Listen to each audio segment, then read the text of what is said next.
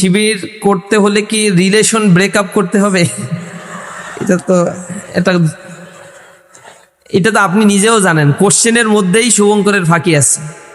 আপনি জানেন যে ইসলামী ছাত্র শিবির যারা করে সাধারণত তারা বিফোর ম্যারিটাল রিলেশনশিপে থাকে না, এক্সট্রা ম্যারিটাল অ্যাফেয়ার্সের মধ্যে থাকে না, তারা তাদের যৌবনকে হেফাজত করে।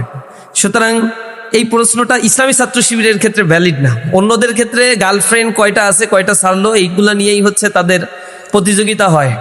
আমাদের ক্ষেত্রে ইসলাম যেহেতু আমাদের মূল ভিত্তি এবং আমরা যেহেতু মুসলমানদেরকে ইসলাম যে ডিরেকশনগুলো দিয়েছে সেই ডিরেকশনটা আমাদেরকে ফলো করতে হয় এবং আমরা এর প্রতি লায়াবল, অবিডেন্ট এবং কমিটেড।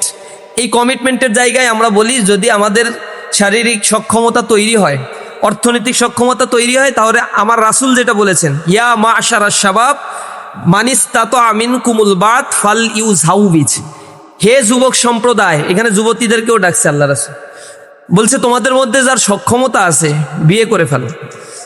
বিয়ের বাইরে গিয়ে যে কাজগুলো করবা এগুলো প্রতারণার শামিল।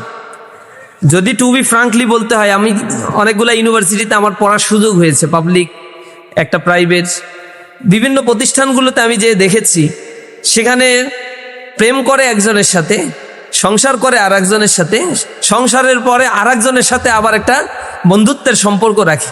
এটা ফ্রেন্ডশিপ, এটা হচ্ছে কি বলে, মোর দ্যান ফ্রেন্ডস, বন্ধুত্বের চাইতেও নাকি অনেক বড় কিছু এটা। এই কারণে সংসার আবার টিকছে না। আপনারা যাবেন ঢাকা সিটি কর্পোরেশন সাউথ, সেখানে প্রথম আলো পত্রিকার রিপোর্ট দিচ্ছে একটা সিটি কর্পোরেশনে 53,000 ডিভোর্স লেটার জমা হয়ে আছে, যেগুলো মাসওয়ারা হয়নি, মানে সমাধান হয়।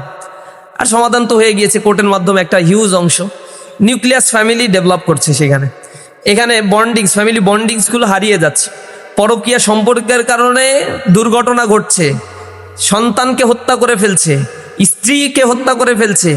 এরকম ঘটনা বাংলাদেশের পত্রিকাগুলো খুঁজলে অহরহ একটা ঘটনা। কিন্তু ইসলামিক সোসাইটিতে এই জাতীয় ঘটনাগুলো ঘটার কথা ছিল না। ইউরোপের সোসাইটিগুলো আজ নষ্ট হয়েছে এবং ধ্বংস হওয়ার পেছনে কারণ হচ্ছে এক্সট্রা ম্যারিটাল অ্যাফেয়ার্স এবং সামাজিকীকরণ নাই, সামাজিক পারিবারিক এই গঠনতন্ত্রটা তারা মেনে চলতে পারেন।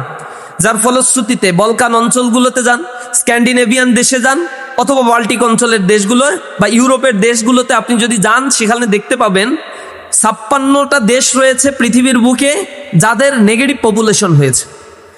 পৃথিবীর এই দেশগুলো শঙ্কিত হয়ে আছে। আমাদের মতো দেশগুলো থেকে নাগরিক নিয়ে গিয়ে স্থায়ীভাবে তাদের নাগরিকত্ব প্রদান করা হচ্ছে, কারণ তাদের একটা কনসেপ্ট ছিল, ইসলামকে ঠেকানোর জন্য তারা একটা প্রথা চালু করবে, free sex living together, free sex living together. এই প্রথার মধ্য দিয়ে যে বাইরে তার শারীরিক চাহিদা পূরণ হয়ে গেলে সে আর পরিবার গঠন করবে কেন? যখন তার যৌবনের শক্তি আছে, অর্থ সামর্থ্য এগুলো সব আছে, তখন সে তো আর পরিবারতন্ত্রের ব্যাপারে বা পরিবারের ব্যাপারে তার আসলে সেরকম আগ্রহ উদ্দীপনা থাকার কথা।